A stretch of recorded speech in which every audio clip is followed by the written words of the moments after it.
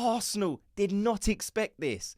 And look, if we're being honest, neither did we. We're speaking about Arsenal's defence in this video because something happened recently where I was genuinely like, oh, I couldn't believe how good, how polished it was. And it seems like things are only going to get better. Look, we're also going to be speaking about some rumours, some panic, some fear that seems to be out there with this Arsenal backline that's causing a bit of controversy. Before we get into it though, you know the drill. My name is Jed, and if you could help me out very quickly, just hit like and subscribe on this video. So we are going to speak about some massive points about this Arsenal defence. But first of all, I haven't really asked anyone their opinion on Mosquera's first ever Arsenal performance. So let me know in the comment section, how do you think Mosquera performed for Arsenal? Because look, I'll tell you straight away, I was shocked by how composed this guy was. You lose Saliba after 4 minutes against Liverpool and you're automatically thinking, well, we're bound to concede from open play. Not only did that not happen, but Mosquera seemed so comfortable on the ball that I was like, I didn't know this guy could play like that. It didn't seem like he was out of place. It didn't seem like he had those nerves. And as a defender, like there always seems to be some nervousness, especially how Arsenal play out from the back. There was some dodgy balls into David Raya, and David Raya was giving some dodgy balls back. When that Liverpool backline was, I don't know, they was pressing us on our own box, and at home you're kind of sitting there thinking, what are we doing? We're taking more risks in our box. But Mosquera just dealt with it seamlessly, and I was very impressed by how this guy performed. Like, his future is absolutely huge, and this is where the fear's coming in. Because I'm hearing more and more people speak about, oh, well, I think we're going to lose Gabriel and Saliba next season. And, like, is this a common thought out there in the Arsenal fan base? Because I've had a couple of comments recently asking me if I can speak about this Gabriel and Saliba are going to leave Arsenal next season. That's why we're bringing in all these good defenders. I don't see it that way.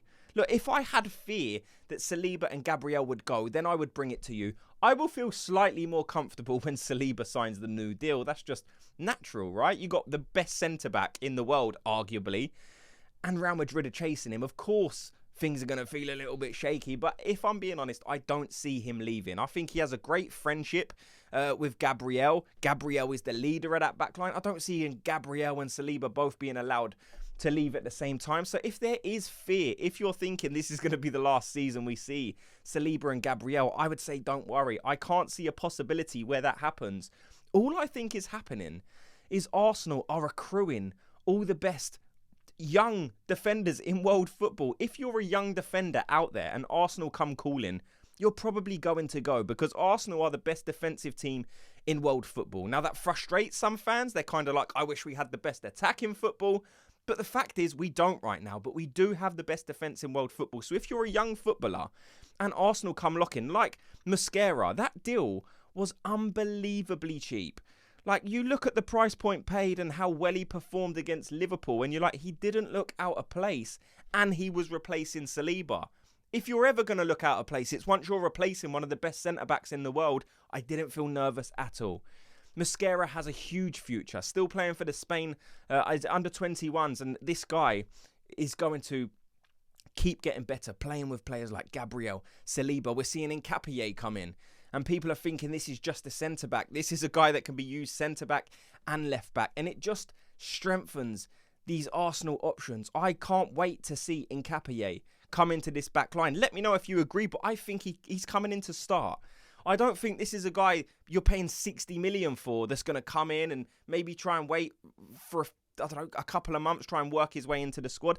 Now, I don't think he's going to start the first game, but I think the more we start to see Nkapie in that position, in that left-back position especially, what he will offer us flying down that outside, I'm just praying we can get that left wing or the whole left-hand side as strong as we've got the right-hand side. That right-hand side at times is perfect. You wouldn't change anything. Look, Ben White has been brilliant in pre-season, but again, Jurrien Timber has come in and he looks insane. This guy's ability is unbelievable. He's the second top scorer in the Premier League after the first international break. I mean, the odds on that would have been crazy, but it just shows that he's not just good defensively. This is a guy that can get in those attacking areas on set pieces, no matter, like, he's a goal scorer as well as a defender. And this is kind of before he come to Arsenal. A lot of people were saying Jurrien Timber can play in central midfield. And maybe we're seeing that. Like, I wouldn't personally play him there. I think he's brilliant at right back, and I think if it's not broken, don't fix it. But he is such a good player. And that whole back line, once we get Nketiah, is going to keep getting better. I also want to speak about Mikel Merino. Because, look, the kind of backlash since Mikel Arteta picked Mikel Merino in that game against Liverpool is always like, oh, Mr. Defensive. I can't believe he's playing 3 CDMs. And the way he plays for Spain, the role he's been used at Arsenal for the past 5-6 months, shows this isn't a defensive player. I know he looks like it. He's about 6 foot tall, built like whatever. He's huge. He looks like a central defender, but he's not. He is an attacking presence. And that's the thing with Mikel Merino. You saw yesterday, the goal for Spain, Zubimendi assist. This is an attacking player. So it might offer you more solidity in that midfield area, but he is an attacking player. So to anyone that says Arteta only uses him because he's defensive, he's not a defensive option.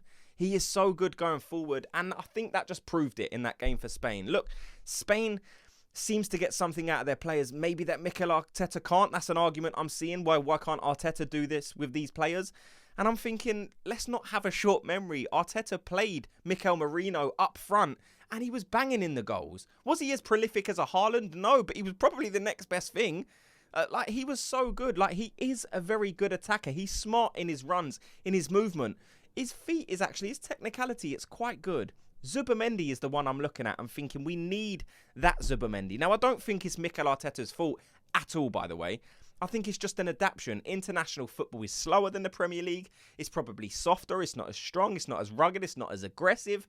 Zubimendi will adapt. He has all the attributes that I'm looking at and thinking you will adapt. The only thing he maybe doesn't have is physicality in terms of stature. He's not 6'5" like some of these other centre mids are. But that doesn't mean he can't be a great midfielder. You don't need me to sit here and list you all the central midfielders under 6 foot who are incredible. And I think Zubimendi can be that. Also, we've got no Gabriel Jesus in the Champions League squad. Was that a shock to me? I mean, no, because he's not going to be here. The thing we've heard with Gabriel Jesus is he's going to be available towards the back end of the season. Now, it seems like that time frame may have shifted slightly because there's videos and pictures coming out with Gabriel Jesus training in football boots. So if he is ready in the next month or two, then I would say that is a bit of a surprise. But maybe Mikel Arteta's just saying, or looking at it and saying, I can't rely on this guy. Every time he starts to look good, he gets a run of games in this team, he gets injured again. So did it surprise you that Gabriel Jesus was left out? Let me know. Look, the only other thing I wanted to say, Martin Odegaard. He was played for Norway yesterday. Am I surprised? Not really, because he came on against Liverpool, so Arsenal didn't really have any excuse in going to Norway and saying, can you not play him, please, because he's not fit? Because they will just say, well, you've literally just played him against Liverpool, so why would we not play him? He's our captain. He's one of our very best players. Of course we're going to play him. The only thing, I don't know, I'm thinking is maybe could Odegaard have started that Liverpool game? But again, that's just me crying over spilt milk, so I'm not going to go into that again. I hope he stays fit. All of these players going on international duty, I'm just watching it because I enjoy watching these players. But at the same time, I'm like, please just don't get an injury. Like Sweden's playing tonight. I'm going to be watching that game and I'm just sitting there thinking, I want Gyökeres to score. But at the same time, I don't want him, to expend too much energy because I don't want him to get injured. Like him not getting injured is so important for Arsenal. And of course, you've got all these, haters out there, even Arsenal fans saying, oh, Viktor Gyökeres is no good. But I'm telling you, this guy will score goals. He's had a very difficult start to life at Arsenal with these run of fixtures. You've played Man United away, Leeds at home, you bagged 2 goals, and then you've played at Anfield. You've got 2 difficult games coming up. You've got Forest and then Man City. So I hope this guy stays fit because there will become a run of games in, after these 2, where Viktor Gyökeres can gain some confidence and start banging in the goals. Now, I hope he does score against Forest or City, but it's not going to be easy. But there will come a run of games where Viktor Gyökeres is looking at the fixtures thinking, I'm playing Burnley, Sunderland. Like a few run of games will appear where he's thinking, I really fancy myself. And that's where he can really, stake his claim in this Premier League golden boot race or just get to a level where he's confident again and, taking all his chances. Let's see. Let me know your thoughts on everything you've heard in this video. Thanks so much to everyone for watching and listening. Before you go, if you could do me a quick favour, just hit like and subscribe, and I'll speak to you all in tomorrow's video. Gooners, have a good day.